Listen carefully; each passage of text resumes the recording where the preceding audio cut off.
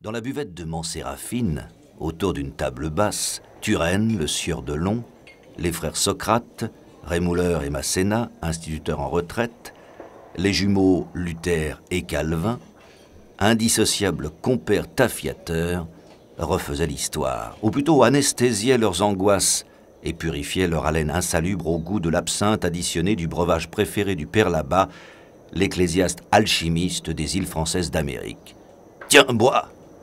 disait Luther à son jumeau Calvin. « Encore un petit coup. Ça nous donnera du courage pour affronter Hugo. Est-ce que tu as pensé à faire provision de rhum Marie-Galante, de citron, de sirop? La nuit sera longue. »« Et comment ?» répondit la réplique de Luther, qui d'un geste plein de dignité alimentait ses veines apparentes du liquide de feu. « Quimbois! Quimbois! On nous envoie des quimbois !» entendait Socrate, pas penseur pour une chopine. « Remplis mon verre, messieurs Turenne !» vociférait l'ex-fileur de couteau, le visage exsangue, les yeux déjà au-delà des orbites. « Paix là! Paix! Taisez-vous !» syllabait dans son coin de table Masséna, le retraité de l'école communale. « Le cyclone, c'est l'œuvre du Créateur. La terre lui appartient, et les hommes aussi. Nous ne sommes ici-bas que peu de choses. Le miséricordieux est fâché contre la Guadeloupe. Il n'y a pas assez de solidarité dans notre pays. » L'ancien maître d'école, Chabin au nez rouge et à la boîte crânienne imbibée, se hissa tant bien que mal sur un tabouret et déclama quelques petites phrases empruntées à un certain Victor dont il avait oublié le patronyme. « Oh, quelle étrange nuit sous l'univers sonore! L'obscur rugissement de l'immense nature. Les dieux ont commencé la tragique dispute et la terre leur proie. Et les hommes, que font les hommes? Ils frissonnent. » Dans un tonnerre d'applaudissements et de petits et de grands verres entrechoqués, Masséna refit en sens inverse le chemin du tabouret au parquet, essayant d'extraire de ses neurones en folie le nom de l'auteur de ses célèbres phrases. Peine perdue, le père là-bas l'avait vaincu. Dans un coin du bar, derrière son comptoir embouteillé, Mont-Séraphine, grosse capresse aux paupières bien velues et à la croupe lourde, tête marrée d'un châle madras, roucoulait de bonheur dans un air chargé d'odeurs de rhum et de hoquet alcoolisé. Frisette Séraphine n'avait Dieu que pour Masséna. Elle s'était mise en ménage avec l'ancien maître d'école après que la concubine de celui-ci ait choisi la même situation avec un propriétaire de Pitacoque, beaucoup plus rentable au demeurant, Adrien Montcervel, à l'intelligence restreinte.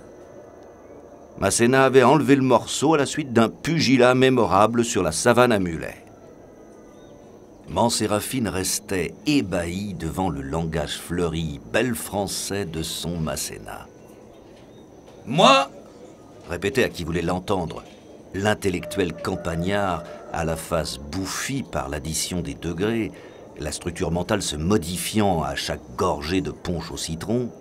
« Moi, Masséna, lorsque je présidais mes cours de leçons de choses au cours élémentaire, 2e année, j'ai toujours répété que là-haut, l'atmosphère était polluée.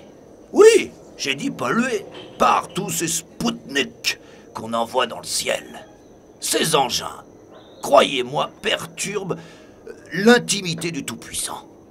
Je soupçonne que toute cette ferraille qui se promène au-dessus des nuages réveille les mauvais esprits, qui à leur tour nous les renvoient sur le lit de nos vaches, sous la forme de tempêtes, de bourrasques et même de cyclones. J'ai dit, je répète encore et je répéterai toujours que ce n'est pas de la couillonnade, je suis formel. » Poursuivant son délire poétique d'une langue, appuyant le bégaiement, l'enfant chéri de la buvette, joli cœur de Mont-Séraphine, ajouta d'une voix toujours cassée: « La terre est aujourd'hui comme un radeau qui sombre. Les dieux, c'est parvenu, règnent, et seuls, debout, ils composent leur grandeur de la chute de tout. »« Paix là! Le poste va parler! Et là, du fond du bar, frisette Séraphine, le cou enfoncé dans son soutien-gorge à la dentelle finement brodée. Un silence de mort s'empara de la case. Silence interrompu par la petite musique de chambre d'un quatuor de guêpes maçonnes zigzagant au plafond. « Écoutez ça! Écoutez la voix qui va parler !» tonna la mère Séraphine. « Hein! La voix de son maître !» plaisanta Turenne, accroché à son bout de table, le pété-pied rivé à la main et les paupières mi-closes de celui qui venait d'effectuer un long séjour au pays de la mélasse. Agglutinés autour du bar comme des mouches à miel, les clients de Séraphine buvaient goulûment les paroles d'une vieille TSF pâté Marconi achetée après-guerre aux Galeries Parisiennes, ce grand magasin à la mode de Pointe-à-Pitre. Le cyclone Hugo se rapproche dangereusement de notre archipel.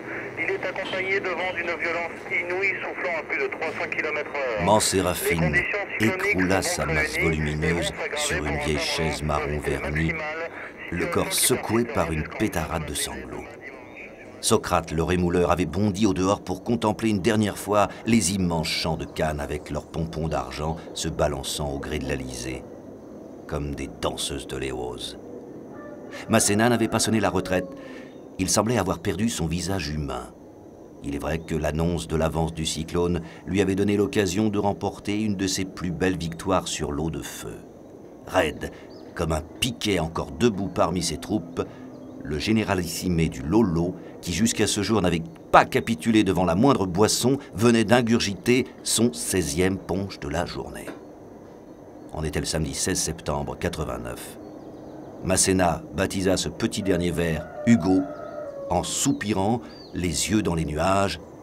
« La terre, quand elle voit un monstre, a peur de voir un dieu. »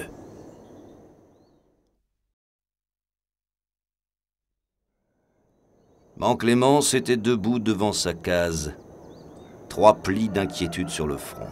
La vieille dame, main droite dans la poche de la jupe plissée, main gauche en parasol sur les sourcils, scrutait la campagne dans l'harmonie de ses multiples couleurs. Nulle gerbe d'oiseau musicien n'en brisait le silence angoissant, submergeant les grands espaces. Clémence avait toujours vécu à Saint-Christophe, ou dans la petite localité de Morne-Fleury, région qui avait su garder vivantes les naïves beautés de leurs cadres enchanteurs. Là où le paysage se moule à la beauté d'un geste, se mélange harmonieusement avec le reste du décor. Et c'est tout son passé qu'elle revoyait au présent, Clémence. Elle eut une pensée furtive pour ceux qui lui avaient donné la vie, ces défricheurs de contrées maniant à tour de rôle la hache et la charrue, la hache pour abattre des pans entiers de forêt, la charrue pour dessiner les futures récoltes. À ce moment crépusculaire d'une pâleur oppressante, privée du crissement des clindindins et du coassement des grenouilles, la vieille dame fit sa prière du soir, tout bas, comme une tendre confidence à la Madone, la plus belle femme du ciel et de la terre, la dame blanche du missel que le vieux curé de son enfance lui avait appris à aimer et à invoquer, celle qui n'oubliait pas les tristesses de la terre. « Vous êtes bénie entre toutes les femmes », chuchota Clémence entre ses dents, en jetant un dernier regard vers les cieux.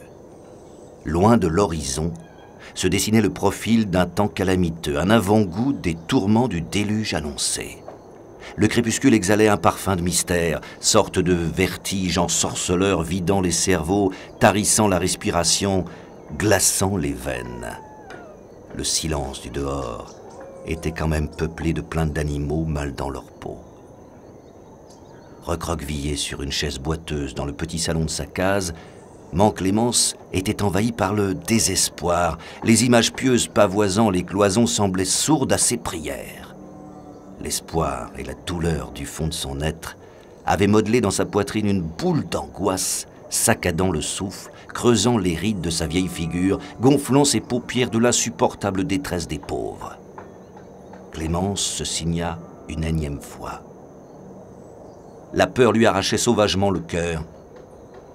L'oreille tendue, elle écoutait les sons du dehors, ceux des profondeurs des bois et des terres, guettant les moindres cris du vent, ceux qui font peur même à la lune quand elle se cache derrière les nuages. Seul lui répondait le bourdonnement de quelques hannetons insouciants. L'angoisse grandissait dans les âmes de Saint-Christophe et Morne-Fleury. Le jour agonisait comme un vieillard grabataire, momifié par des effluves de souffrance. Le reste du jour était drapé d'incertitude et la nature mélancolique et silencieuse semblait pressentir la brutalité du plus tard. Assise dans un coin de matelas, Mère Clémence gardait les mains jointes, les yeux rivés à un crucifix ou à une image de piété. Sur une petite table de nuit, une flamme éternelle noyée dans un verre d'huile à manger distillait une lumière vacillante d'une pâleur rougeâtre, baignant la petite chambre de misère d'une clarté presque émouvante. Et dans le silence de la case, la vieille dame sanglotait ses prières avec une ferveur appliquée, des prières à l'intention de tous ceux qu'elle avait aimés dans sa vie. Bonne maman, si douce, si affectueuse et disponible, qui savait guérir ses petits bobos et fabriquer toutes sortes de friandises, sucre d'orge, sucre à coco, pain doux. Sa sœur Produptia, déjà décédée, tout comme son frère Évariste, qui lui racontait tant d'histoires et d'histoires, et encore d'histoires. Mais la moitié de son cœur appartenait à Léonce, feu son chabin azier-gris qui l'avait douciné un jour de la Toussaint. 2 yeux gris qui crachaient du feu. « Dis feu !» disait Clémence en évoquant la mémoire de son concubin. Lui aussi avait été séduit par la beauté sauvage de Clémence, belle négresse de Saint-Christophe à la démarche qu'il comparait à un son de tambour et d'amour. Soudain, Clémence cria à haute voix une prière, comme pour conjurer le souffle du diable Hugo. La case de la vieille dame semblait recouverte d'une fine pellicule d'angoisse. À 2 pas de la demeure, des chiens manifestaient leur hostilité vers des ombres que ne pouvaient distinguer les humains.